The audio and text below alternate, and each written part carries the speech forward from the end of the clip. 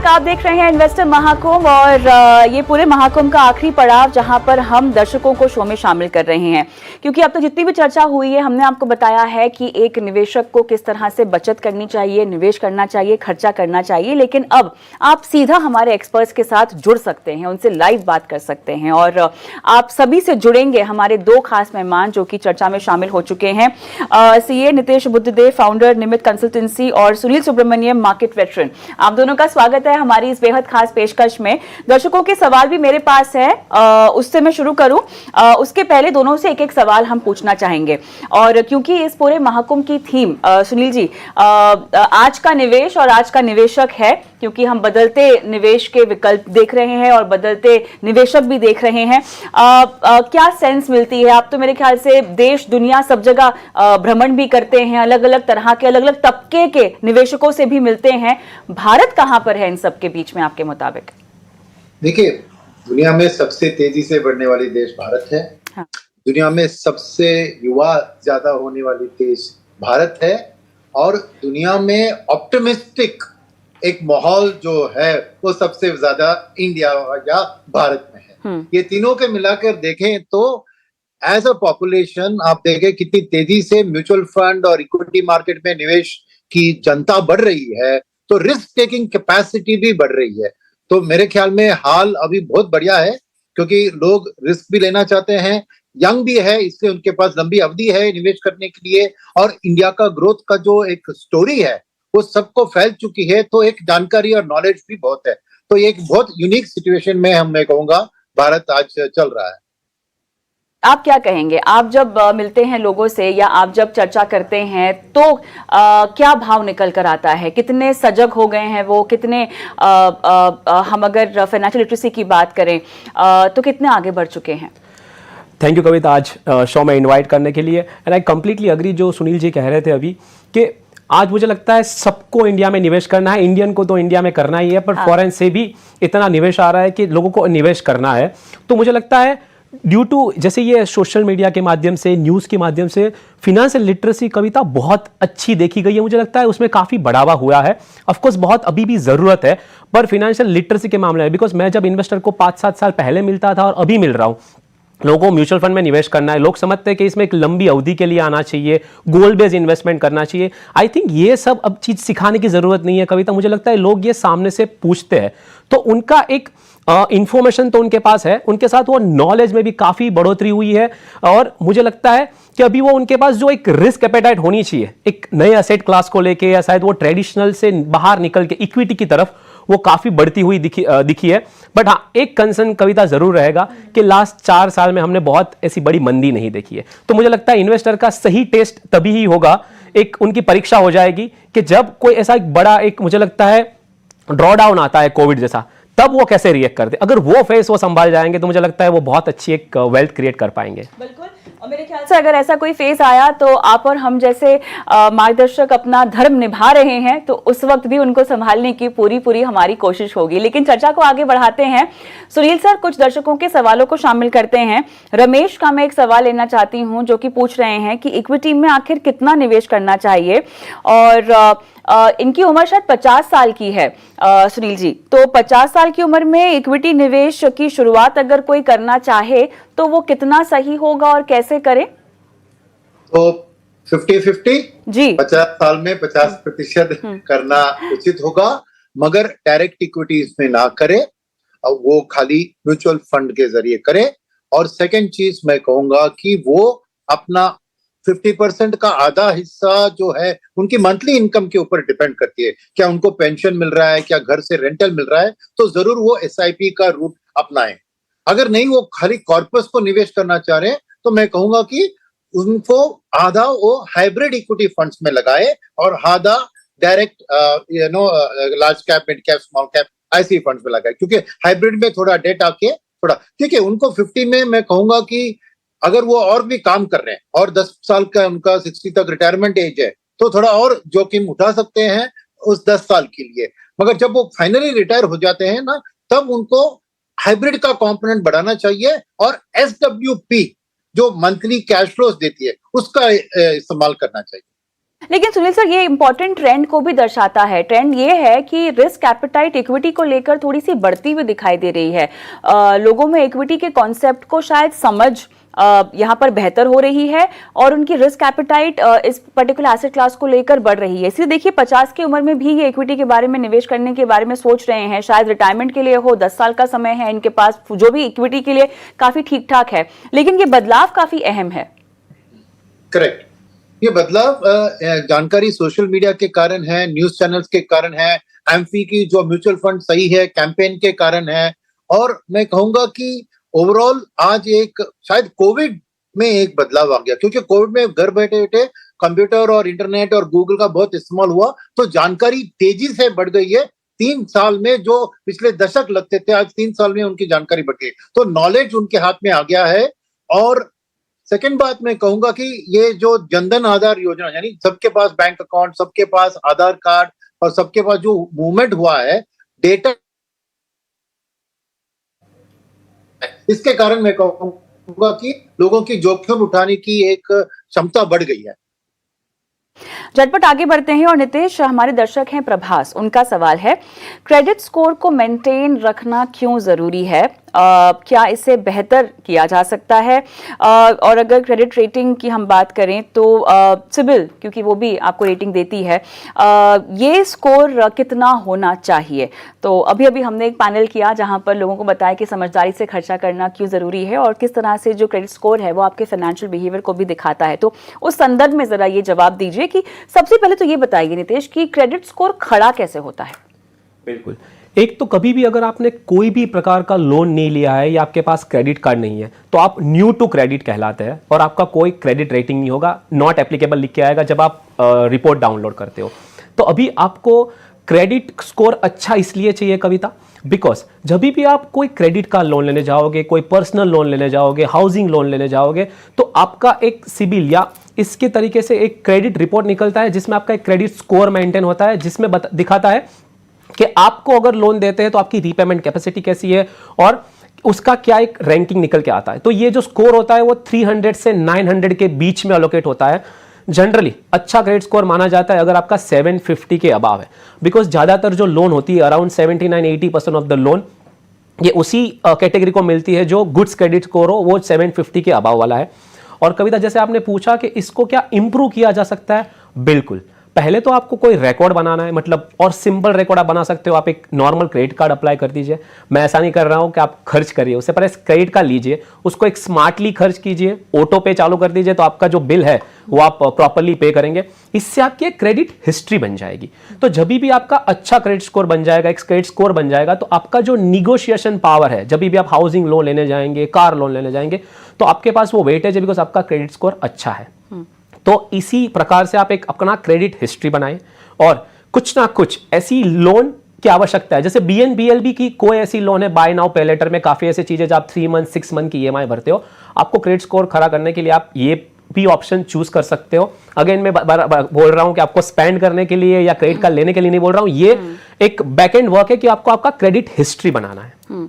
बिल्कुल, काफी अहम बात आपने बताई है। लगे हाथ तो कुछ खर्चे को लेकर नुस्खे भी देना चाहेंगे, दिवाली का भी समय है और लोगों की लिस्ट तैयार है खर्चे को लेकर। कविता, मैं पर्सनली और मैं मेरे लिए और क्लाइंट के लिए भी एक चीज करता हूं कि हम एक बजट बनाते हैं, उसको फॉलो करते हैं। बिकॉज सी दिवाली आएगी, क्रिसमस आएगी, हमको पता है कि इंडिया में फेस्टिवल्स आते रहते हैं, ठीक है, पर ऑफ कोर्स बड़े फेस्टिवल्स आ रहे हैं, दिवाली है, फिर क्रिसमस है, हम शायद हॉलीडे पे जाएंगे, गिफ्ट करेंगे, कुछ नए परचेसेस करेंगे। तो मुझे लगता है एक बजट को फॉलो करिए। और दूसरा उसके साथ मैं कविता जोड़ना चाहूंगा कि मैं एक बजट अलग से रखता हूं मेरे इंडल्जेंस के लिए। मुझे पता है कि मुझे कोई लग्जरी शॉपिंग करनी है या मुझे कोई गैजेट लेना है, ऐसा एक अलग से कॉर्पस रखता हूं। भले मुझे पता नहीं है कि ये मैं नेक्स्ट टाइम लैपटॉप लूंगा, मोबाइल लूंगा या कोई ऐसा लग्जरी बैग लूंगा, बट मैं एटलीस्ट एक फंड सेपरेटली क्रिएट करता हूं। तो मुझे जब वो कुछ इंडल्जेंस करना है, कोई ऐसी परचेसेस करनी है ना, तभी भी मैं मेरे एक्सपेंस को मतलब मेरे बजट को तोड़ूंगा नहीं, क्योंकि वो बजट का ही एक हिस्सा है। तो ये एक टिप देना चाहूंगा कि आपकी इंडल्जेंस के लिए भी एक बजट रखें आप। सुनील सर, आप कैसे खर्चा करते हैं या आप किस तरह के स्पेंडर हैं? मैं सेविंग पहले करता हूँ और बाकी बचे हुए पैसे से ही खर्चा करता हूँ। नंबर 1, क्योंकि सेविंग का गोल सबसे इम्पोर्टेंट है। हाँ, तो वो फर्स्ट स्टेप है। सेकंड, मैं ऑलवेज रूल रखता हूँ कि मेरी खर्चे का एक्सपेंडिचर आधा होना चाहिए जितना सेविंग का मेरा खर्चा एक्सपेंडिचर है। तो वो रूल मैं ऑलवेज फॉलो करता हूँ कि कभी खर्च से जुड़ा कर should only half of my savings component. तो ये मुझे लाइफ में बहुत सपोर्ट दिया है थ्रू ऑल टाइम्स। चलिए, आकाश का मैं एक सवाल लेना चाहती हूँ सुनील सर, बताइएगा अगर आप इसका जवाब देना चाहें तो। क्रिप्टो, एनएफटी या एफएनओ में कैसे निवेश करने पर जोखिम होता है और इस जोखिम को कैसे हम समझें? एफएनओ में निवेश की रणनीति क्या होनी चाहिए और आखिर कितना नुकसान भी इसमें होता है, ये आकाश को जानना है। कि ये वर्ड जो निवेश आप इस्तेमाल करते हैं ना, हाँ, तो इन एसेट क्लासेस से हटा दीजिए।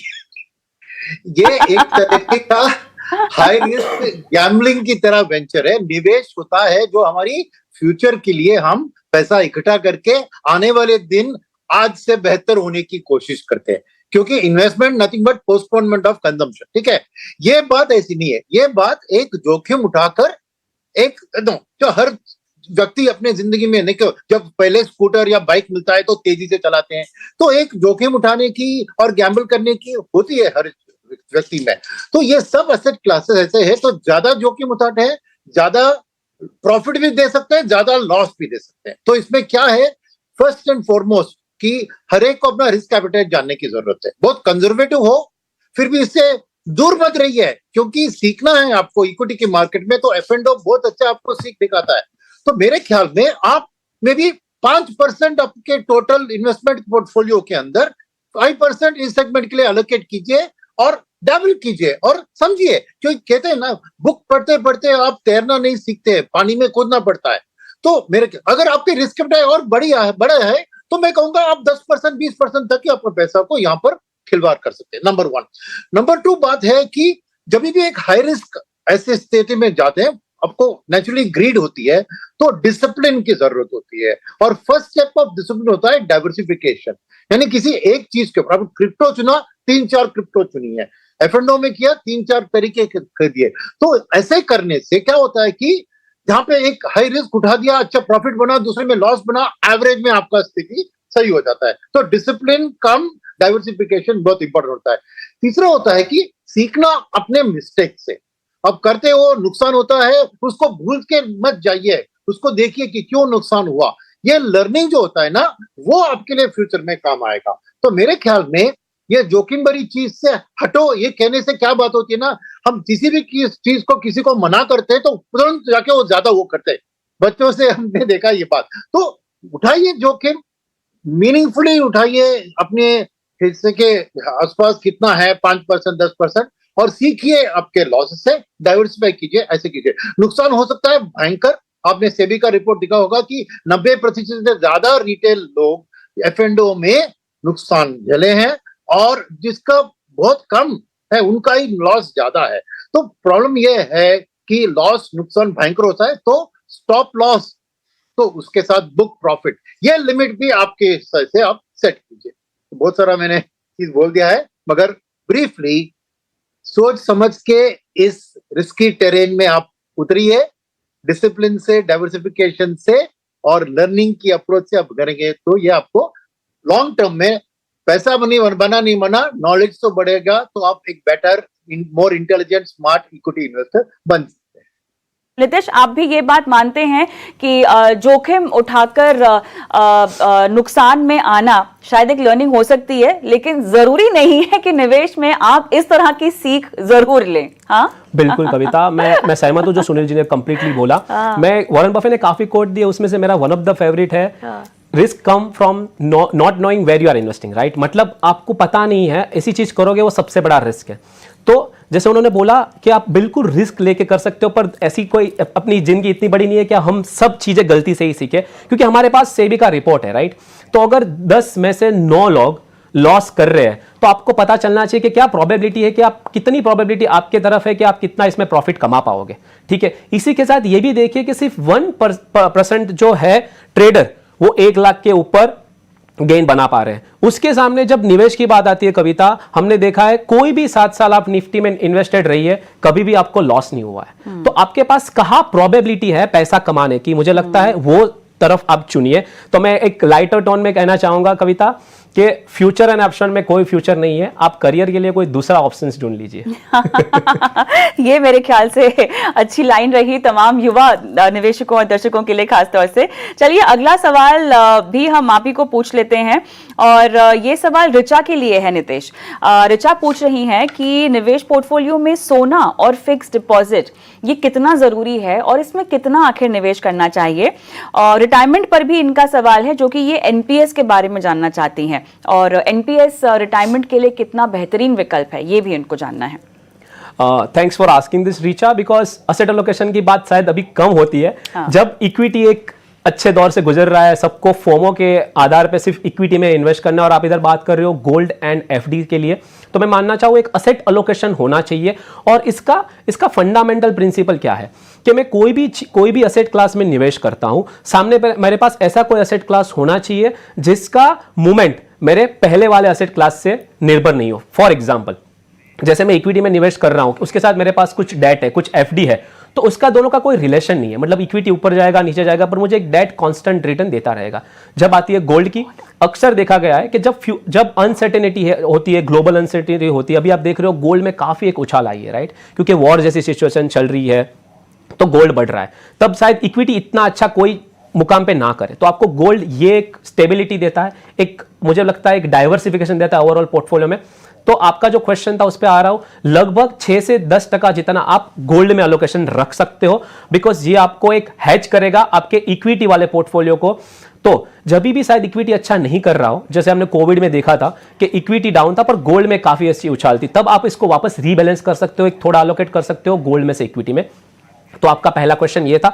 इसके साथ शायद कविता वो एफडी के बारे में भी पूछ रहे हैं, तो मैं मानूंगा कि हमको एफडी को कंप्लीटली राइट ऑफ नहीं करना चाहिए। एफडी, डेट वगैरह जो आपके शॉर्ट टर्म गोल है, उसके लिए अभी भी उनकी जरूरत है मुझे लगता है। और आपका एक अलोकेशन एटलीस्ट जो आपका कंटिजेंसी कॉर्पस है या जो आपके शॉर्ट टर्म गोल है जो 1 से 2 साल में आने वाले हैं, जिसके लिए आपको खर्चा करना है, वो बिल्कुल आप पैसा एफडी में रख सकते हो। और ऐसे मुकाम पे जहां पे आपका इंटरेस्ट रेट एक हाईएस्ट लेवल पे है और यहां से नीचे ही जाएगा, तो आप 1-2 साल के लिए एफडी में भी पैसा लॉक कर सकते हो या डेट फंड्स भी जरूर देख सकते हो।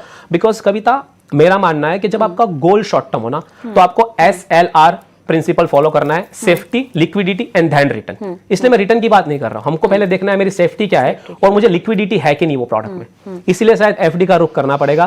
तो ये चीजों का ध्यान रखना पड़ेगा मुझे लगता है। बिल्कुल।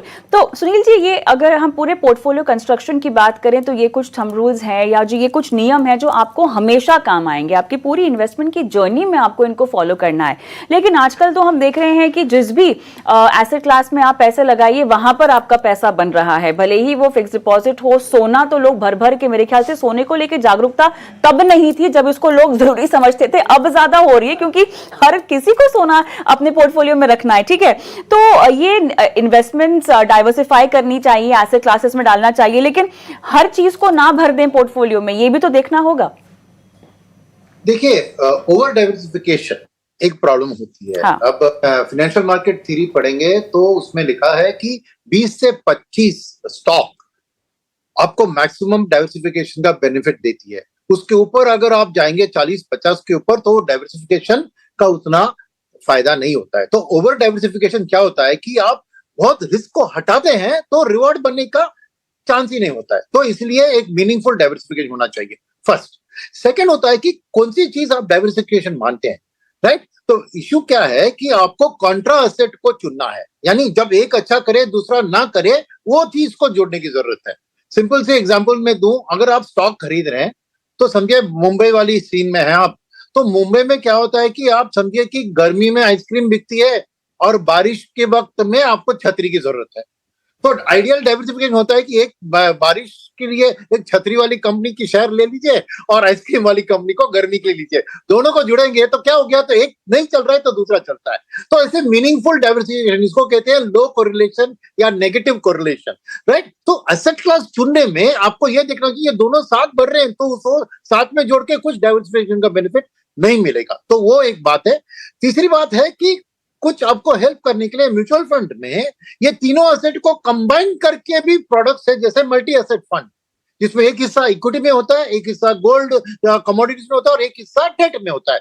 तो ये ऑटोमेटिकली आपको वो काम करने की क्षमता भी है, तो वो भी आप चुन सकते हैं। अगर आपको जानकारी नहीं है कि मैं कितना इसमें डालूं उसमें डालूं, तो मल्टी एसेट फंड्स आपको एक बहुत बेहतरीन ऑप्शन देते हैं तीनों ये एसेट क्लास में एक पार्टिसिपेट करने का। चलिए एक और सवाल लेते हैं, और ये सवाल भी महिला दर्शक का ही है। नीतीश, आपके पास आऊंगी। शीतल सवाल पूछ रही हैं, वो कह रही हैं कि 5 साल के बाद 10 लाख की गाड़ी इन्हें खरीदनी है और अभी ये हर महीने 7,000 की SIP कर रही हैं। 5 साल बाद इनका लक्ष्य क्या हासिल हो पाएगा, ये इनका सवाल है। शीतल जी, आप जो अभी इन्वेस्ट कर रहे हो तकरीबन 7,000, उससे आप जो कॉर्पस जमा कर पाओगे, अगर मैं 12% CAGR भी एज्यूम करूं तो लगभग 5-5.5 लाख का। तो अगर आपका वो 10 लाख का अगर गोल है आपका और 10 लाख की कार लेनी है, तो आप लगभग 50% से कम पैसा बना रहे हो। मेरा मानना है कि आप 15-15.5 हज़ार रुपए की SIP करें और एक 10% जितना CAGR एज्यूम करें, बिकॉज आपका लक्ष्य है ना वो 5 साल दूर है। आप मान लो कि शायद 5 साल लंबा समय है, पर जब आप SIP से निवेश करते हो 5 साल के लिए, तो आपका जो एवरेज होल्डिंग पीरियड है मार्केट में वो सिर्फ 2.5 साल का है। बिकॉज आपका पहला SIP है वो शायद 60 मंथ के लिए इन्वेस्टेड रहेगा, दूसरा जो मंथ का SIP है वो 59 मंथ के लिए। ऐसे अगर आप देखते हो तो सिर्फ आप 2.5 साल ही मार्केट में बिता रहे हो। तो मेरा मानना है कि आप हाइब्रिड फंड, इक्विटी फंड और डेट, ये तीनों को मिला के एक पोर्टफोलियो बनाइए, तो लगभग 10% आप पकड़ के चलिए आपको मिलेगा। 15-15.5 हज़ार की SIP करें, 4 साल तक ये SIP चलाए, लगभग आपको 9,10,000 जितना अमाउंट मिल जाएगा। और ये 9 लाख को आप 1 साल के लिए आइदर FD और डेट फंड में डालिए, उसमें अगर आपको 7-7.5% भी रिटर्न मिलता है तो आप 10 लाख के लक्ष्य तक पहुंच जाएंगी। सुनील जी, यहाँ पे बहुत अच्छी बात जो हमें दिखाई दे रही है, हम युवा निवेशकों की भी अगर बात करना चाहें तो गोल बेस्ड प्लानिंग करने को लेके जो जागरूकता है वो आगे आ रही है। अब शीतल को ही देख लीजिए, उनको पता है उन्हें गाड़ी खरीदनी है, हो सकता है जितना कॉर्पस इकट्ठा करना चाह रही हो उसको शायद उनको रिवर्क करने की जरूरत हो, बिकॉज 10 साल के बाद कौन सी गाड़ी लेनी है, किस खर्चे में लेनी है वो पता नहीं। बट ये बहुत इंपॉर्टेंट डेवलपमेंट है जो हमें लोगों का आता हुआ दिखाई दे रहा है। और लॉन्ग टर्म गोल्स की बात नहीं मैं कर रही हूँ, short and ultra short term goals की बात भी कर रही हूँ। 1 साल बाद या 6 महीने बाद भी अगर कुछ करना है तब भी उन्हें पता है कि सही जगह पैसे लगा लो। ये कॉम्बिनेशन है ऑफ एक एस्पिरेशंस बढ़ गई है। हाँ। तो आज मेरे पैसे से मैं जितना खरीद सकता हूँ, मुझे उससे बेहतर चीज खरीदनी, ये एक होनी है। सेकंड, नॉलेज भी आ गया है कि कंपाउंडिंग, पावर ऑफ कंपाउंडिंग जो होता है थ्रू इक्विटी मार्केट्स, उसकी बेनिफिट लोगों के सामने दिख रही है अभी। और तीसरी बात यहाँ पे है, तो हम अभी गुजर चुके हैं एक बाय नाउ पे लेटर जो EMI बात है, मगर धीरे धीरे सेव नाउ बाय लेटर ये वाली बात अभी उभरते आ रही है लोगों में। और यहाँ पे मैं कहूंगा कि म्यूचुअल फंड डिस्ट्रीब्यूटर का जो हाथ है SIP बुक को बढ़ाने में, अभी करीबन 25,000 करोड़ तक की जो SIP बुक बढ़ गई है, ये सब इन्हीं ख्वाहिशों को पूरे करने की गोल बेस्ड अप्रोच का रिजल्ट है। तो हमें डिस्ट्रीब्यूटर कम्युनिटी का भी बहुत एक थैंक यू बोलना चाहिए कि उन्होंने सही दिशा में इन्वेस्टर्स को गाइड किया है कि कैसे power of compounding combined with rupee cost everything. अभी कहा कि 10% आप चुनिए, मगर SIP में एक एडवांटेज क्या होता है कि बीच बीच में अगर मार्केट गिरती है तो आपको ज्यादा यूनिट्स आते हैं, वही रुपी कॉस्ट एवरेजिंग होता है, तो आपका रिटर्न और भी बेहतर बन सकता है एक वॉलेटाइल स्थिति में मार्केट में। तो मैं कहूंगा कि ये SIP की सोच ही इसके साथ आपको दिख रही है कि जब गोल बेस्ड प्लानिंग, तो ऑटोमेटिकली SIP बनता ही है कि गोल अचीव करने के लिए SIP शुरू करनी है। तो यहीं पे जो ग्रोथ हो रहा है, कोविड के टाइम में 10,000 करोड़ की महीने में SIP बुक थी इंडिया में, 1 साल पहले 16,000 करोड़, आज 25,000 करोड़ के करीब। तो ये आपकी जो स्टेटमेंट है उसको प्रूव करने वाली डेटा यही है। चलिए, मेरे ख्याल से काफी सारे पहलुओं पर हमने बातचीत की, लेकिन इन्वेस्टर महाकुंभ में हमारा आज का ये समय यही समाप्त होता है। सुनील जी, आपका, नीतीश आपका बहुत बहुत धन्यवाद, समय निकाला, सीधा दर्शकों के साथ जुड़े और लाइव उनके सवालों के जवाब दिए। और दर्शकों का भी धन्यवाद, क्योंकि लगातार इस प्रोग्रामिंग में आपका हमें सहयोग मिला, जिस तरह से सोशल मीडिया पे दर्शक देख रहे हैं। बहुत बहुत धन्यवाद आप सभी का। तो इन्वेस्टर महाकुंभ के इस सफर को आज हम यहीं समाप्त करते हैं, इस वादे के साथ कि लगातार आपके साथ आपके इन्वेस्टमेंट के सफर में जुड़े रहेंगे और आप लगातार जो है हमसे अपने निवेश को लेकर सवाल पूछते रहें, क्योंकि हमारे पास हमारा एक्सपर्ट पैनल है जो आपके निवेश के हर पड़ाव में आपको सही मार्गदर्शन देने के लिए सक्षम है। बहुत बहुत धन्यवाद आप सभी का इस खास पेशकश में शिरकत की और इन्वेस्टर महाकुंभ दर्शकों ने देखा, पसंद किया। धन्यवाद। मुझे भी इजाजत दें।